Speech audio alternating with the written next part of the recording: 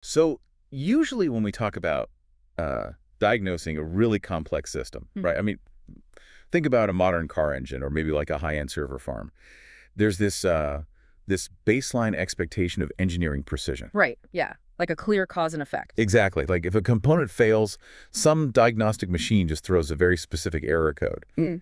And then the mechanic or, the IT tech, they look at a screen, they point to a blinking red light, and they're like, oh, there's the problem. Swap out that valve or replace that chip, and boom, the system is back online. Yeah, because it's entirely mechanical. You have this closed system with a finite number of variables. So cause and effect operate on a very straight, visible, and I think most importantly, a repeatable line. Right. And we find this like immense amount of psychological comfort in that kind of predictable causality. We really want the world to just be categorized neatly.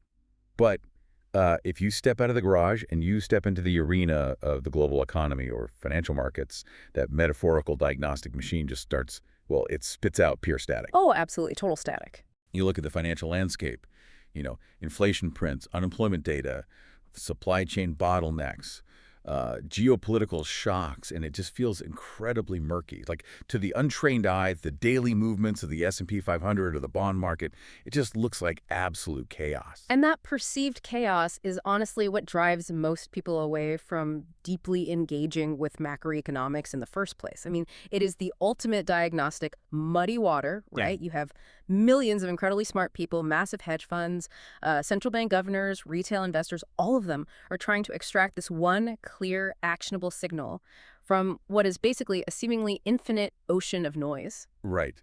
Which brings us to the core of what we're doing today, because the sources we've compiled, which are really anchored by Ray Dalio's framework of the economic machine, and then paired with the rigorous mechanics of the scientific investment thesis, they are designed specifically to cut through that static. Yep. So our mission for you, the learner, is to build a bridge. We want to connect the grand macro game board of the global economy over to the micro-level decisions that you actually make in your own portfolio.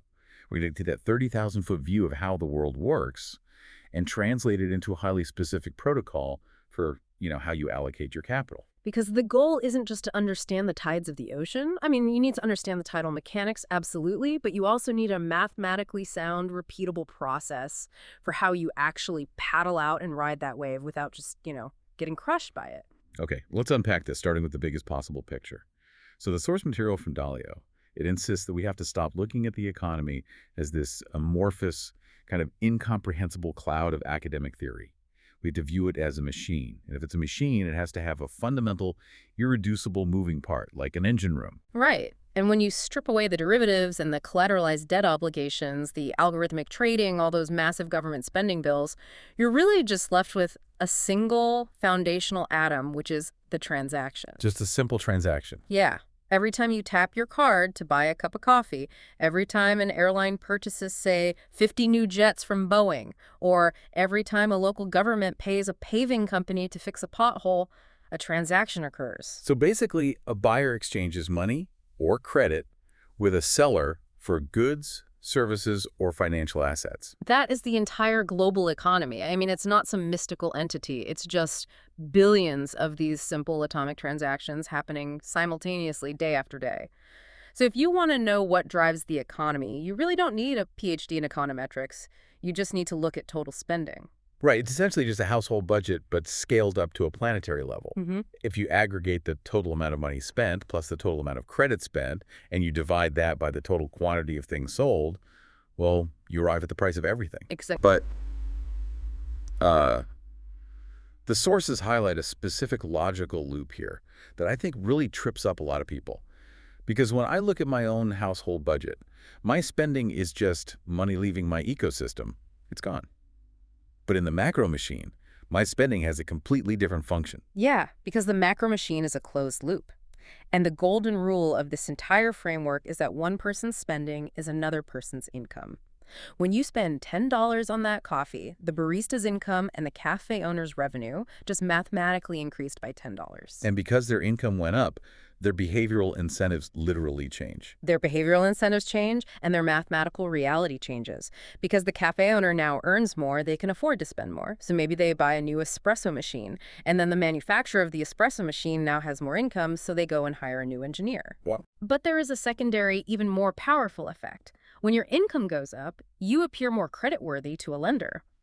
A bank looks at the cafe owner's rising revenue and says, "Oh, you are a safe bet. We'll lend you $50,000 to open a second location." Oh, I see. So the cafe owner didn't just get my $10. My $10 allowed them to borrow $50,000, which they then immediately spend on, contractors, plumbers, electricians to build out the new shop. Exactly right. My tiny transaction initiated this massive self-reinforcing upward spiral. It's like an economic flywheel. But looking at the sources, this flywheel doesn't just spin at a constant speed, right? It's driven by two very distinct forces. So let's look at force number one, productivity growth. Yeah. So productivity growth is the absolute bedrock of human progress. It is the slow, steady, compounding accumulation of knowledge, technology, efficiency. It's the human species basically figuring out how to extract more output from the same or fewer inputs. Like, we invent the heavy plow, which allows fewer farmers to feed more people. We invent the steam engine, the assembly line, the microchip, the fiber optic cable. I always picture productivity growth like a lifelong fitness routine. Like, if you engage in resistance training and you optimize your nutrition, you don't look fundamentally different in the mirror from Tuesday to Wednesday. Yeah. The day-to-day variance is almost imperceptible. Right, you don't notice it at all. But if you run that process for a decade, your baseline physical capacity is completely transformed. Over a 50-year horizon, productivity is the single most important factor determining our standard of living. It is the most important factor, absolutely. But it's also a relatively straight, predictable line. I mean, the invention of the internet didn't cause the stock market to crash in 2008. Productivity doesn't explain the wild, gut-wrenching booms and busts that really define the financial markets. So to understand the roller coaster, we have to isolate force number two. Which is credit, the volatile element. I mean, if productivity is the slow and steady fitness routine, credit feels like the booster juice. It's the pre-workout supplement of the economy. It gives you a massive, immediate surge of energy and capacity that you just wouldn't naturally have. I'd take that analogy a step further, actually. It's not just a supplement that creates energy out of nowhere. It's a mechanical slingshot. And to understand the slingshot, we have to confront what the sources call the credit ghost. The credit ghost. Yeah, it's society's fundamental misunderstanding of debt. We have this deeply ingrained, often very moralistic view that debt is inherently dangerous or, ethically questionable. Right, like Polonius in Hamlet, neither a borrower nor a lender be. We are taught that being in debt is basically moral failing. But the mechanical view, which is the perspective you absolutely must adopt to understand the machine, is completely agnostic. Debt isn't good or bad. Debt is simply a mechanism for time travel. It allows you to borrow from your future self. Let's ground that in reality. Yeah. So, say I want to buy a house, but I only have $50,000 in cash. The house costs $500,000. I go to the bank and take out a mortgage. I am pulling $450,000 of spending power out of my future and bringing it right into the present. I'm spending money I literally have not earned yet. And the universe demands mathematical equilibrium because you pulled that massive amount of spending into the present. You have created a guaranteed, locked-in future reality where your spending must be lower than your income. Oof. Right. For the next 30 years, a portion of your monthly paycheck cannot go toward new clothes or restaurants or cars. It must go to servicing that debt. You pushed the pendulum forward today, which guarantees it must swing backward tomorrow. So if we aggregate my mortgage Yeah. with the cafe owner's business loan, with a corporation's bond issuance, that mechanical necessity pulling spending forward and eventually having to pull back to repay it, that is the literal origin of an economic cycle. It is the origin of the cycle. Without credit, the only way to increase your spending is to increase your income, which requires you to be more productive. If productivity was the only driver, the economy would just slowly grind upward. But because we have credit, we have cycles. And the sources map this out into two specific timeframes, right? We have the short-term debt cycle and the long-term debt cycle. Let's tackle the short-term first, because I feel like that's the one we see in the headlines every single day. Yeah, the short-term cycle, which is often called the business cycle, typically lasts anywhere from 5 to 8 years. And the primary entity sitting at the control panel for this cycle is the central bank. So in the United States, that is the Federal Reserve. The Fed is essentially managing the tension on that slingshot. Precisely. They do this by controlling the cost of money, which we know as interest rates. So let's walk through the mechanics. Say the economy is sluggish. The central bank wants to stimulate activity, so they lower interest rates.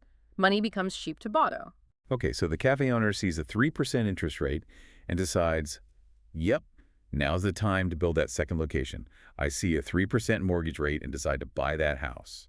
Credit flows into the system, spending increases, and because one person's spending is another person's income, incomes rise. Asset prices like the value of your house and the value of the cafe, they start to go up. Everyone feels wealthier, so they borrow even more. The economy is expanding beautifully, but there is a physical limit. Eventually, the sheer volume of money and credit being spent grows faster than the actual physical production of goods and services. Right, because there are only so many espresso machines being manufactured and only so many contractors available to build houses. If everyone has a pocket full of cheap credit trying to buy a limited number of things, the sellers are obviously going to raise their prices. Too much money chasing too few goods. That is the exact definition of inflation. And inflation is the central bank's worst nightmare. Because unchecked inflation destroys the purchasing power of the currency. So the central bank has to act. They pull the lever in the opposite direction. They raise interest rates. Suddenly, the cafe owner's loan would cost 8% instead of 3%. And the math no longer works for the second location. Right. The expansion is canceled. My mortgage rate jumps to 7%. I can't afford the monthly payment, so I don't buy the house. The seller of the house has to drop their asking price. Borrowing slows down. Because if borrowing slows down, spending slows down. And since your spending is my income falls, prices come down, we enter a deflationary period, which we typically experience as a recession. It was painful. Very. Businesses lay people off. It becomes highly painful. And when that pain crosses a certain threshold and inflation is defeated, what does the central bank do? They lower rates again to rescue the economy, and the whole 5 to 8 year cycle starts all over. It's like a respiratory system, breathing in credit, breathing out debt. But here's where Dalio's framework introduces the critical flaw in the system, which brings us to the long-term debt cycle. The mechanical breathing is interrupted by human psychology. The long-term cycle operates on a massive timeline, usually 75 to 100 years. Why does it take almost a century? Because of generational amnesia and, frankly, human greed. Through multiple short-term business cycles, human beings consistently display a behavioral bias that they want to borrow and spend more money, and they are reluctant to pay back debt. Look at the conclusion of every short-term recession. The central bank lowers rates to save the day, the economy recovers, but it recovers with a slightly higher baseline of total debt than the previous cycle. Oh, it's like someone who goes on a diet, loses 10 pounds, but gains back 12. Over a few months, you might not notice. But over decades, the accumulated weight becomes a massive problem. Exactly. We forget the devastation of the previous generation's financial collapse, so we loosen lending standards. We invent new ways to securitize debt just to squeeze more juice out of the system. And this slow generational accumulation of debt inevitably leads to the formation of a bubble. And a bubble is a fascinating psychological phenomenon. During the late stages of a long-term debt cycle, incomes might be rising. But asset prices, stocks, real estate, art, they are exploding upward at an exponential rate. Right. Everyone logs into their brokerage app and sees their net worth skyrocketing. They feel like absolute financial geniuses. But they feel wealthy when their wealth is actually an illusion built on leverage.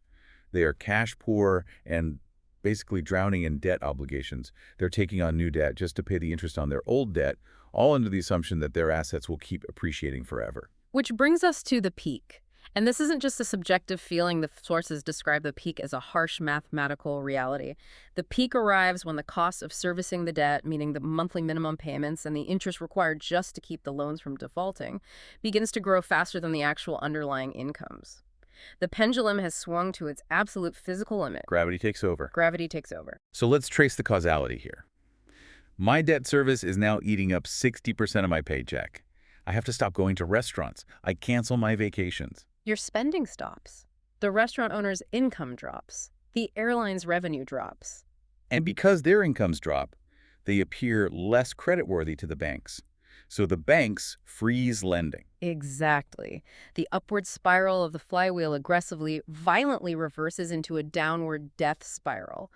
Borrowers are squeezed, they don't have the income to pay their debts, and they can't borrow new money to roll over the old debt. So what do? I mean, they have to liquidate. They rush to sell their assets, their stocks, their investment properties, their businesses, just to generate cash to pay the bank. But because everyone is hitting the sell button at the exact same moment, the market is flooded with supply. Asset values just vaporize overnight. The stock market crashes. Housing prices plummet. And this brings us to the most dangerous phenomenon in macroeconomics. The sources call it the big squeeze, or technically a deleveraging. Now, I hear the term deleveraging thrown around by analysts on financial networks all the time. Frankly, I always picture a giant metal seesaw breaking in half. But mechanically, how is a deleveraging actually different from a normal, everyday recession? Well, in a normal short-term recession, the central bank has a magic wand. They simply slash interest rates. Money gets cheap, borrowing restarts, and the economy bounces back. But in a deleveraging, the central bank is trapped. They have usually already lowered interest rates to zero. So the wand is broken. You can't lower the cost of money below zero without destroying the banking system entirely. Right. The traditional engine starter has failed. The debt burden has simply grown too massive to be stimulated away. So if the central bank can't just lower rates, what on earth do policymakers do to stop the death spiral? The sources outline 4 distinct levers that governments and central banks have to pull to try and manage the deleveraging. Let's go through them. Sure. Let's look at the 4 levers, using historical context like the 1930s Great Depression or the 2008 financial crisis. Lever number 1 is austerity. This is the instinctive, almost puritanical response. The government tells everyone, citizens, corporations, and the public sector to tighten their belts, cut spending, balance the budget, and pay down the debt. But wait, we know the golden rule. My spending is your income. If the government slashes its budget and stops building highways, the construction companies go bankrupt. They lay off workers. Those workers stop buying groceries. The grocery store fires its clerks. Austerity, mathematically, just causes incomes to fall faster than the debt is actually being paid down. Which is exactly why austerity is a bitter, highly deflationary medicine. I mean, it feels morally right, but mechanically it accelerates the pain. The debt-to-income ratio actually gets worse. So policymakers are forced to pull lever number 2, debt defaults and restructuring. Okay, so this means the borrower goes to the bank and says, look, I know I owe you $1 million. I don't have it. I'm defaulting. Right. And the bank realizes that getting something is better than getting nothing, so they restructure the debt. They tell the borrower, okay, fine, you only owe us $700,000 and you can pay it back over 20 years instead of 10. I mean, that sounds great for the borrower. The debt burden goes down. But think about the lender's balance sheet. The bank just wiped out $300,000 of its own assets. And because the bank's assets vanished, their stock price collapses. People panic and run to the bank to withdraw their deposits. The financial system teeters on the brink of collapse. Defaults and restructuring destroy wealth instantly. It is, again, massively deflationary. So you have mass unemployment from austerity and vanishing wealth from defaults. The social fabric starts to tear, people get angry, which leads to lever number 3, wealth redistribution. Exactly. The government looks at the societal unrest and realizes they need to fund a massive social safety net, unemployment benefits, food assistance, stimulus checks. But the government is collecting less tax revenue because incomes have fallen. So they raise taxes heavily on the wealthy, who still hold the majority of the remaining assets. Taking from the haves to pacify the have-nots. And historically, this is where you see intense political polarization. If wealth redistribution goes too far, capital flees the country, and resentment builds on both sides. So the first 3 levers, austerity, defaults, and redistribution, they are all intensely painful, deflationary, and socially destructive. That leaves lever number 4. Lever number 4 is the only inflationary tool left in the toolbox. The central bank, which cannot lower interest rates any further, steps in and simply prints money out of thin air. Now, when you say prints money, I think people picture helicopters dropping duffel bags of cash onto the streets. But it's a digital mechanical process, right? Yeah, it is quantitative easing. The central bank creates digital currency and uses it to buy financial assets, primarily government bonds and mortgage-backed securities. By acting as a massive buyer in the market, they drive the price of those assets up. This injects fresh cash directly into the banking system, lowers long-term yields, and makes the people who own those assets wealthier, which hopefully restores their creditworthiness so they start spending again. But printing money inherently devalues the currency.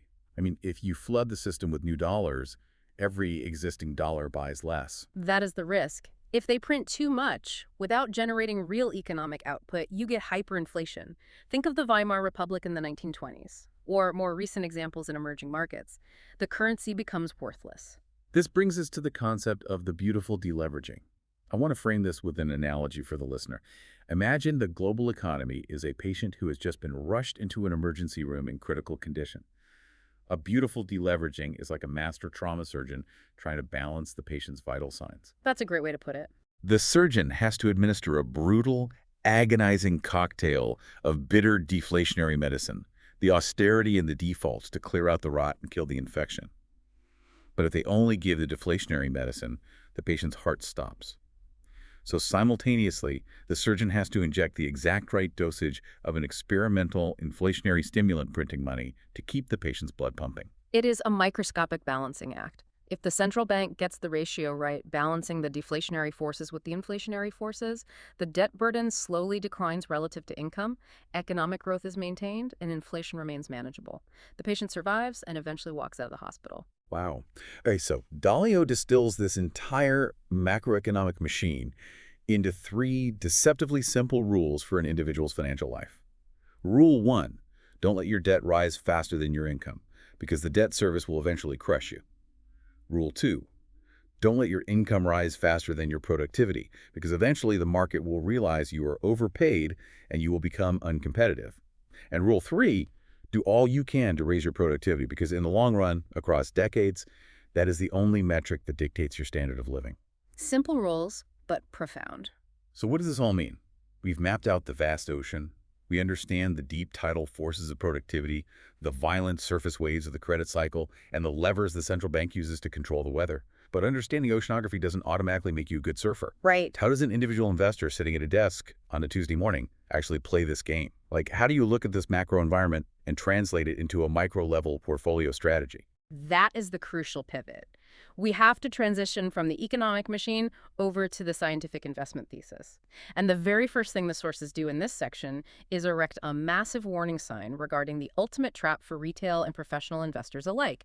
And that is the distinction between investing and gambling, specifically the pitfall of narrative-driven investing. Investing based on vibes. Exactly. Investing based on vibes. Look, humans are fundamentally storytelling apes. We survived our evolutionary history by passing down complex information through compelling narratives around a campfire. Our brains are basically hardwired to release dopamine when we hear a cohesive story with a clear hero and a logical progression. But the financial markets are a sociopathic environment. They do not care about your campfire story. Not even a little bit. Investing based on a compelling narrative saying things like, oh, the transition to green energy is inevitable, therefore I'm buying this obscure solar company, or this tech CEO is a visionary genius who sleeps on the factory floor, so I'm putting my life savings into his stock. That is not an investment thesis. That is gambling wrapped in a sophisticated marketing pitch. The source text outlines 3 very specific psychological symptoms of this bad investing behavior. The first symptom is vagueness. The narrative relies on broad, sweeping macroeconomic generalizations, like artificial intelligence is going to revolutionize the world. Okay, sure. But there are no concrete numbers, no timelines, no unit economics. And because the thesis is vague, it is mathematically impossible to ever prove it wrong. Which naturally leads to the second symptom, a very well-documented cognitive bias, confirmation bias. Once you buy the stock based on the AI as the future story, your ego is suddenly attached to the outcome. You begin to subconsciously filter the world. You only read articles from tech blogs that validate your genius. If an analyst points out that the company is burning through $3 billion a quarter in cash, you dismiss them as, a dinosaur who doesn't understand the new paradigm. You rationalize every setback. You warp the narrative to fit whatever the market is doing. And that leads to the final and most fatal symptom, sunk cost and stubbornness. Because your thesis was just a vague story, you never established a clear, objective signal for when the story was over. When the stock drops 40%, your ego overrides your rationality. You double down. You tell yourself the market is acting irrationally, and you hold on to a losing position, praying for a miraculous comeback that mathematically makes zero sense. It happens all the time. But I want to push back on this framework for a second, though. Let's play devil's advocate. Some of these grand macroeconomic stories are true. The internet did fundamentally change human civilization. Artificial intelligence is representing a massive technological paradigm shift. If I recognize a true story early, shouldn't I bet on it? Let me use an analogy here. Relying solely on a narrative is like deciding you want to get fit, so you go out and buy a pair of $300 carbon-plated elite marathon running shoes, because marathons are getting really popular and running is good for you. The macro statement is true, but you don't actually have a training schedule, you haven't mapped out a route, you don't know your pacing, and you haven't signed up for a race. You just bought the hype. You own the shoes, but you aren't a marathon runner. That is a phenomenal way to illustrate the gap between macro reality and micro execution. And the sources explicitly use the dot-com bubble of the late 1990s as the ultimate historical case study for this exact phenomenon. Let's dissect it. The prevailing narrative in 1998 was the internet changes everything. It will revolutionize commerce, communication, and media. Therefore, any company with a dot-com in its name will eventually be wildly profitable. Now, was the macro narrative true? Absolutely. The internet did change everything. E-commerce did take over the world. But the investors who bought into that narrative had no specific fundamental thesis on how or when those profits would materialize. Like pets.com. Exactly. They bought companies like pets.com, which had zero revenue, negative gross margins, meaning they lost money on every single bag of dog food they shipped, and a terrifying cash burn rate. The investors ignored the first principles of business because the story was so intoxicating. They rode those stocks all the way to zero, even though the internet itself went on to conquer the world. We saw the exact same psychological mechanics during the recent meme stock manias too. The narrative wasn't about technology, it was a populist story. We are going to stick it to the greedy Wall Street hedge funds by buying up this nostalgic declining retail chain. It was a David versus Goliath campfire story. And because people bought based on a feeling of rebellion, they had no objective mathematical basis to evaluate the underlying business. Right, they had no idea. They didn't know how to calculate when the stock had become wildly detached from its intrinsic value. They didn't know when the story was over, so they diamond-handed their shares straight down to the bottom and basically became bag holders for the institutional traders who capitalized on the volatility. And to avoid being a bag holder, you have to actively reprogram your brain. You have to discard the narrative and acquire what the sources call the scientist's edge. You must replace storytelling with first principles thinking. Now, first principles is one of those buzzwords that gets thrown around in Silicon Valley boardrooms, usually by guys wearing Patagonia vests. But let's strip away the jargon and break down exactly what it means for your portfolio. It means that instead of relying on lazy analogies like saying, oh, this electric truck company is going to be the next Tesla, you tear the asset down to its absolute fundamental mechanical drivers. Yeah, if you are evaluating a publicly traded equity, the fundamental drivers are not the CEO's Twitter presence. The drivers are earnings growth, operating leverage, cost of capital, supply chain dominance, and the elasticity of demand in their specific sector. First principles thinking requires you to use strict causal logic to connect those fundamental drivers to the future price of the asset. Let's build a concrete example from the text, focusing on the electric vehicle transition. So a flawed, narrative-driven thesis looks like this. Governments are banning gas cars, EVs are hot, everybody wants a Tesla, so I'm going to buy a basket of random lithium mining stocks. That is vague, it relies on vibes, and it's a trap. Huge trap. But a first principles thesis, however, constructs a rigorous causal chain. It sounds like this global EV adoption is mandated to increase by 15% annually over the next 4 years. This specific rate of adoption will cause global lithium demand to rise by X thousand metric tons. Current supply modeling shows that new mining projects will not come online for another 36 months, which will cause continuous, measurable inventory drawdowns. These drawdowns will inevitably cause the spot price of lithium carbonate to spike above $50,000 a ton. When the price hits that level, low-cost miners with existing production capacity will see their profit margins expand from 20% to 45%. This massive margin expansion will double their earnings per share over the next 4 quarters, which the market has not yet priced in, thereby driving their stock price up. I mean, listen to the structural difference between those two approaches. The first is a shallow emotional description of a trend. The second is a deep mechanical explanation of why the asset price must rise, rooted entirely in fundamental drivers. It relies on a causal chain. But the most important characteristic of that second thesis, the true scientist's edge, is that it is inherently falsifiable. Falsifiability. This is where the world of hard physics collides with the financial markets. The sources lean heavily on the philosophy of physicist David Deutsch. To invest scientifically, you cannot just look for evidence that you're right. You must formulate a hypothesis that makes highly specific, testable predictions. Yeah, Deutsch argues that a theory is only scientifically valid if it is possible to prove it wrong. If a theory explains everything, regardless of the data, it is useless. Applied to markets, this means that before you risk a single dollar of your capital, you must build what the text calls a refutation checklist. You must brutally interrogate your own logic and ask, what exact measurable piece of data would definitively prove that my thesis is broken? I call this the ultimate financial kill switch. You are predefining your failure conditions while you are still calm and rational. You are engineering a logical stop-loss on your own conviction. Let's look at how this kill switch operates across different areas of the market. Let's do an asset class showdown, contrasting the flawed narrative approach with the rigorous, testable scientific approach. Let's start with everyday equities. Okay, so a flawed narrative equity approach sounds like this. I love this new e-commerce software company. Their platform is so intuitive, the founder gives great interviews, and I think cloud computing is the future. I'm buying the stock and holding it forever. Sounds familiar. The testable kill switch approach strips the emotion out. This software company is currently growing its top-line revenue at 30% year over year. My hypothesis is that their newly launched enterprise division will allow them to cut customer acquisition costs, expanding their operating margins by 25% over the next 2 years. I'm initiating a position. However, if their quarterly revenue growth decelerates below 15% for 2 consecutive quarters, or if their gross margins compress by more than 300 basis points, my fundamental thesis is mathematically broken. Regardless of what the CEO says on the earnings call, I will hit the kill switch and exit the position immediately. That is incredibly precise. Let's move to race in macro, which is notoriously difficult to trade. What is the flawed approach there?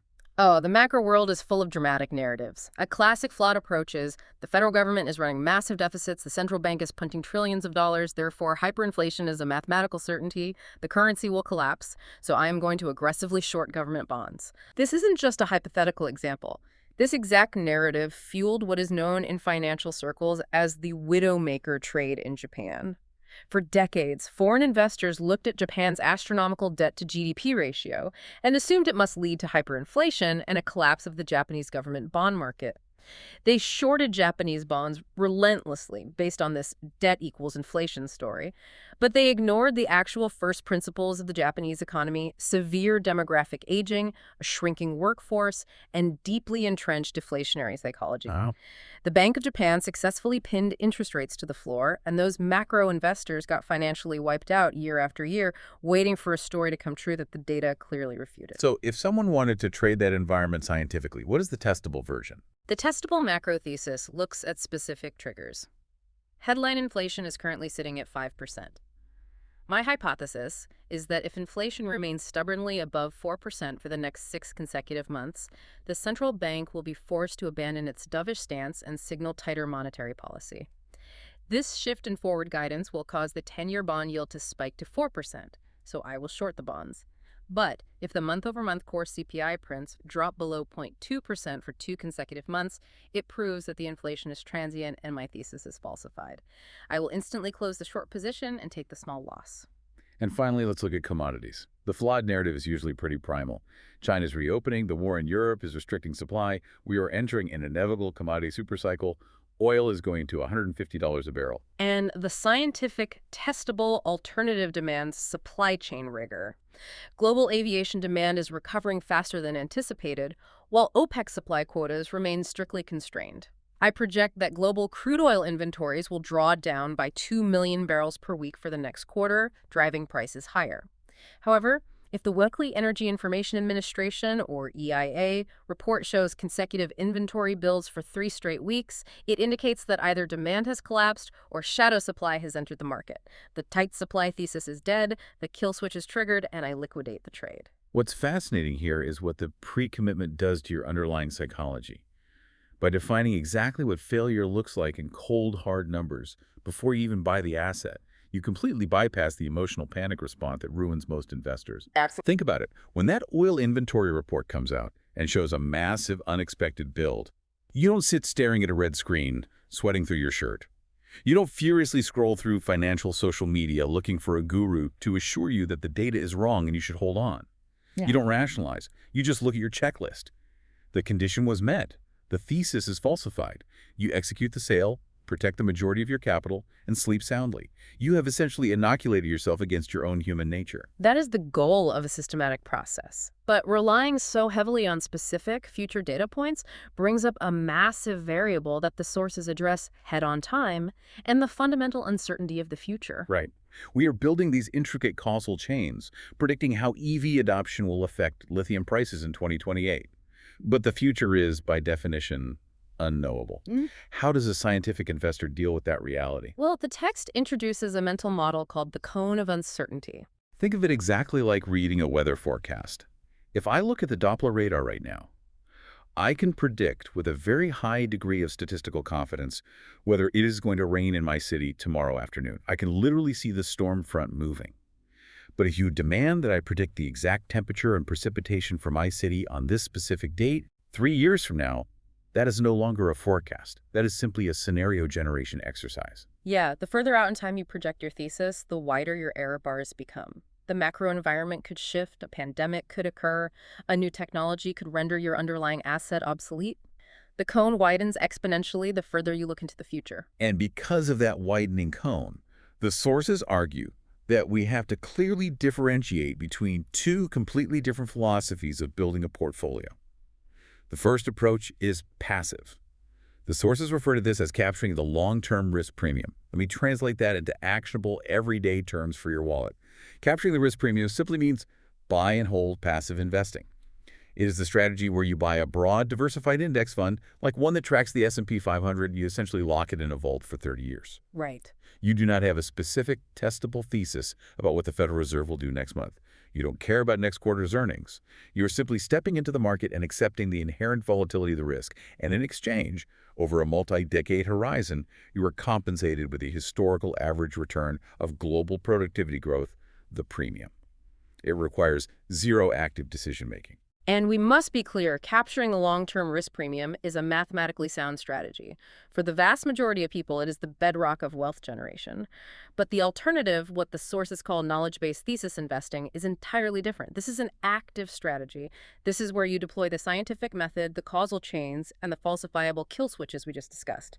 The entire goal of this active approach is to strategically allocate your capital to exploit inefficiencies, thereby generating returns that beat that passive baseline. But if we are shifting into this active knowledge-based mode, and we are obsessively tracking data like CPI prints and corporate earnings to test our hypotheses, I have to raise a critical objection here. Go for it. We are taught that the stock market is a hyper-efficient, forward-looking discounting mechanism, meaning the millions of algorithms and hedge funds trading out there are constantly attempting to price in what they think will happen 6 months from now. If that is true, isn't all economic data inherently lagged, backward-looking, and therefore totally useless for making money? By the time the GDP number is published, isn't it already old news? That is perhaps the most sophisticated question an investor can ask, and it addresses a very common misconception. Yes, economic data is inherently lagged. It tells you what happened last month or last quarter. And yes, the sophisticated market participants, the institutional algorithms moving billions of dollars in milliseconds, they are fully aware of that lag. They view the economy through the lens of corporate accounting. The GDP print is essentially a country's income statement. The central bank's balance sheet and total systemic debt represent the country's balance sheet. So if the data is just an old income statement, how do the professionals use it to generate forward-looking alpha? They do not trade the raw data. They trade the expectations versus actuals matrix. This is the core engine of active market pricing. Institutional models extrapolate that lags data to form a highly specific consensus guess about what the next data print will be. The market at any given second is a physical representation of embedded assumptions. The current price of a stock or a bond already has a specific future growth rate and a specific future inflation rate baked into it. Ah, so the game isn't about knowing that inflation is high. The game is about the gap between what the market expected inflation to be and what the data actually reveals it to be. Precisely. Let's walk through a mechanical example. The consensus expectation of the market priced into the bond yields is that inflation will come in at 3.0%. The CPI data is released at 8:30 a.m., and it comes in exactly at 3.0%. Even though 3.0% might be historically elevated and painful for consumers, the market barely moves. Why? Because that exact reality was already fully priced in. There is no surprise. No new information was introduced to the system. But suppose the data prints at 3.4% or 2.5%. Suddenly, you have a massive violent price reaction across global markets. Because the market's embedded assumptions were wrong, and billions of dollars of capital have to instantaneously reprice to reflect the new mathematical reality. Exactly. When you are building a scientific investment thesis, you are not acting as a prophet trying to predict the unknowable future. You are acting as an auditor. You are looking at the market's current expectations, doing your fundamental research, and trying to find the blind spots where the market is mispricing the probabilities of the present. You are betting that the market's expectation is wrong and your causal chain is right. You are hunting for the delta. That is a brilliant mental shift. Okay, we have covered an immense amount of theoretical ground. We've mapped the macro machine. We've identified the psychological dangers of narrative investing. We've built the scientific kill switch, and we understand how to parse the data matrix. Now the rubber meets the road. We need to synthesize all of this into an executable process. How does the listener, you, the learner, actually sit down at your desk on Monday morning and do this? The source material concludes by providing a highly structured, repeatable 9-step template. It is designed to act as a mandatory feedback loop for thesis development and execution. Let's build this template together, step by step. I want the listener to visualize opening blank document and filling this out. Step 1, title and time frame. You have to write a clear one-line summary. Bullish on copper, targeting a 12 to 18-month investment horizon. Frame the context immediately. Step 2, the hypothesis. Concretely write down what you expect to happen and, more importantly, why. What is the fundamental causal driver? I believe copper prices will rise because EV infrastructure requires 3 times more copper than legacy grids, and new mine supply is constrained until 2028. Step 3, key assumptions. You must list the underlying first principles drivers that must remain true for your macro thesis to hold water. Does this trade require global GDP growth to stay above 2%? Does it require a specific company to maintain a 40% gross margin? Write them down. And then we reach step 4, which is the most critical part of the entire protocol falsification triggers. The kill switch. You must write down 2 to 5 specific mathematical conditions that will immediately invalidate your thesis. If global manufacturing PMI drops below 45 for 2 months, or if LME copper inventories build by 10% week over, I will sell the position. No emotion, just logic. Step 5, evidence gathering. You have built the hypothesis. Now how will you test it? Are you going to monitor quarterly earnings calls? Are you tracking the monthly CPI prints? Are you parsing Whitley satellite imagery of inventory stockpiles? You have to plan your data consumption. Step 6, position strategy. How much of your capital are you willing to risk on this specific experiment? I think framing capital allocation as an experiment is profoundly helpful. In the scientific method, you don't pour all your chemicals into a beaker on day 1. You run a small trial. If your standard position size is $10,000, you don't have to go all in immediately. You start with a $2,500 position. You deploy the capital. If the incoming data starts confirming your causal chain and the market begins to agree with you, you scale up. You increase the size of the experiment to 5,000, then 10,000. But if the initial data contradicts your thesis, you cut the $2,500 position quickly. You lose a little bit of money, but you protect the core portfolio. Which brings us to step 7, ongoing monitoring and journaling. This is the operational engine of the feedback loop. You must maintain an active written log of how the trade is progressing versus your expectations. The sources reference a legendary historical anecdote here that highlights the necessity of journaling. Charles Darwin, when he was formulating the theory of evolution, was acutely aware of his own human fallibility. He knew that the human brain possesses a terrifying capacity for self-deception and confirmation bias. Darwin actually trained himself to immediately, within minutes, write down any biological fact or observation he encountered that contradicted his evolutionary theory. He knew that if he didn't write it down instantly, His subconscious mind would conveniently forget the anomaly or rationalize it away just to protect his ego and his life's work. Investors are plagued by the exact same psychological fragility. When a disastrous earnings report comes out for a company you own, your instinct is to sweep it under the rug. You want to focus on the one positive sentence the CEO said during the Q&A. Journaling forces you to emulate Darwin. You must log the bad news. You force yourself to look at the data that hurts your thesis.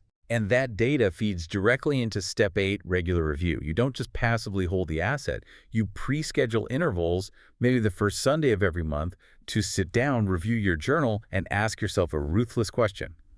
Knowing everything I know today, based on the actual data, would I still initiate this position from scratch?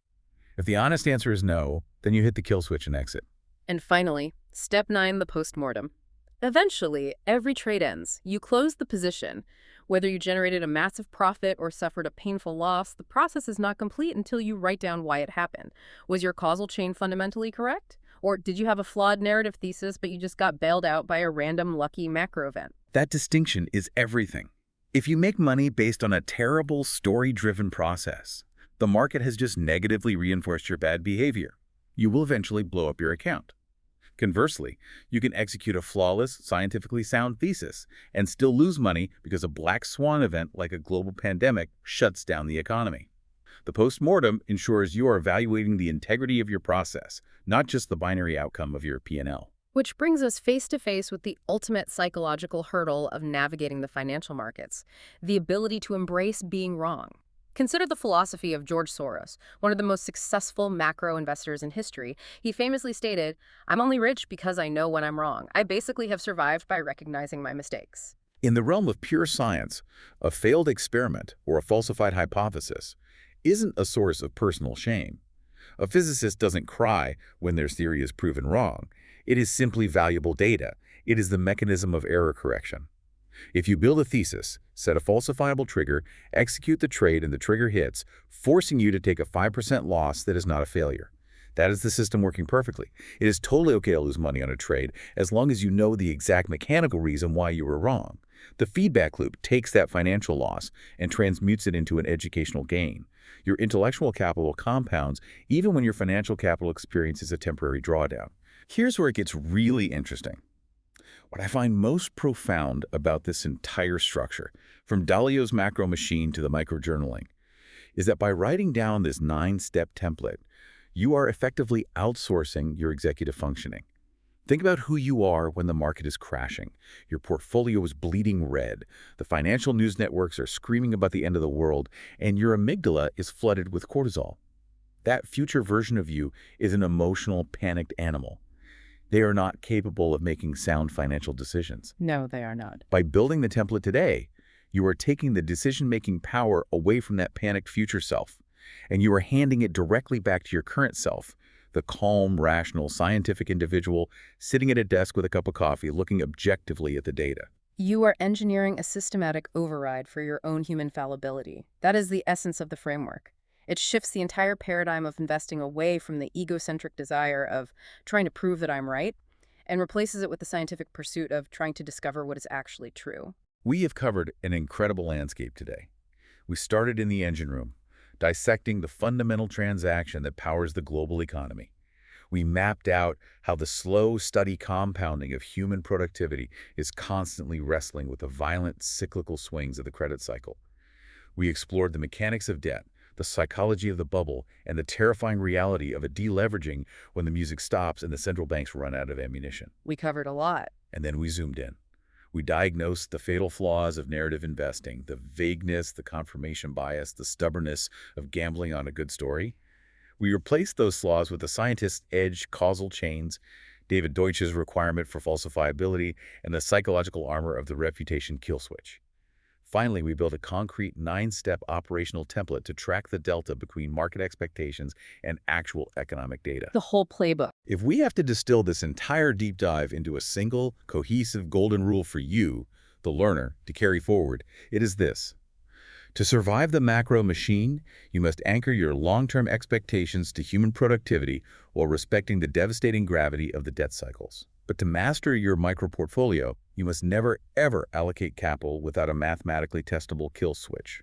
The macro dictates the environment, but your micro process dictates your survival.